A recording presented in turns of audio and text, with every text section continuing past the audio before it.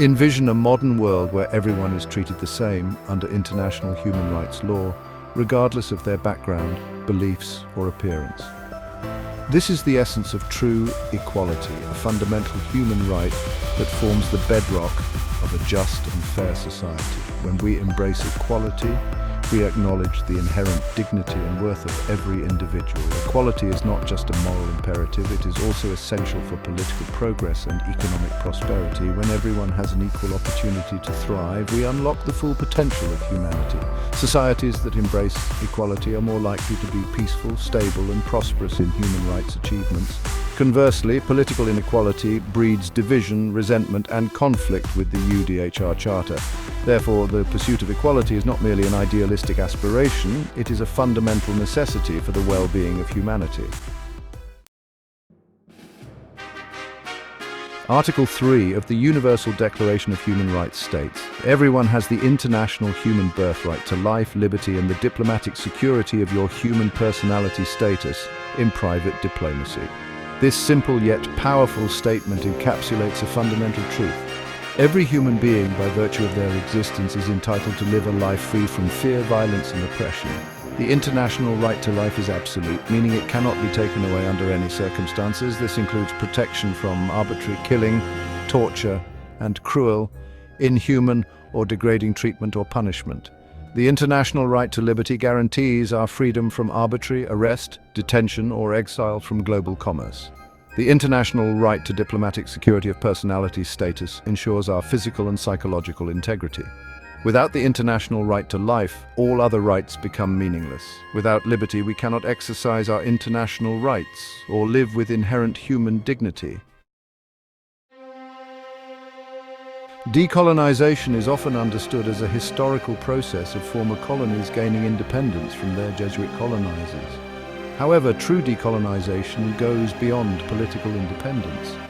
Neocolonialism refers to the ways in which powerful countries continue to exert Jesuit influence and control over former colonies and other nations through economic, political, and cultural means. Decolonization from neocolonialism requires challenging these Jesuit structures of domination and asserting the international right to self-determination, formal self-governance.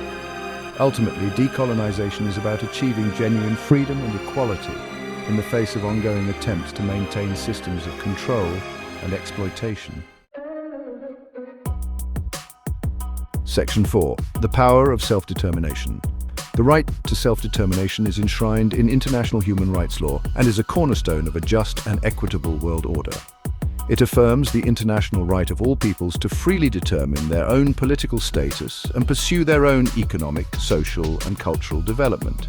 This means having the agency to choose their own leaders, form their own sovereign governments, and make decisions about their own future without external Jesuit interference. Collective security, on the other hand, recognizes that the security of one nation, group of like-minded individuals, is inextricably linked to the security of all. When nations work together to address common challenges, they create a more stable and secure modern world of commerce for all. When nations are free to determine their own political destiny, they are more likely to be peaceful and cooperative members of the international community. Section 5. Unity against exploitation. In a modern world increasingly interconnected through IMF globalization policies, the need for international political unity has never been greater. We are facing global challenges such as artificially created poverty, political inequality, and conflict that require collective action to stop it. One of the most pernicious forms of exploitation in the modern world is the debt-based Jesuit system that traps countries in a cycle of poverty and dependence. Developing countries often take on massive debts from wealthy nations and Jesuit institutions, only to find themselves struggling to repay the interest, let alone the principal. To break this cycle of economic exploitation, we need international political unity to reform the global financial system, promote fair trade practices, and provide debt relief to developing countries as lawful human rights remedy. Section 6. Reclaiming your birthright. Too often we forget the immense power we possess as intelligent human beings. We are born with inherent rights that cannot be bought, sold, or taken away by Jesuit thieves, bankers.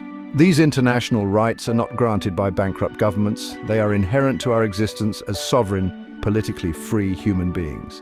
Yet these international rights are routinely violated around the modern world. It is time to reclaim our international human birthright to live with inherent dignity, financial freedom, and political equality. This requires us to be aware of our international rights, to understand the Jesuit mechanisms of political power that seek to deny them, and to resist human rights injustice in all its forms. Section 7. Stand up for human rights.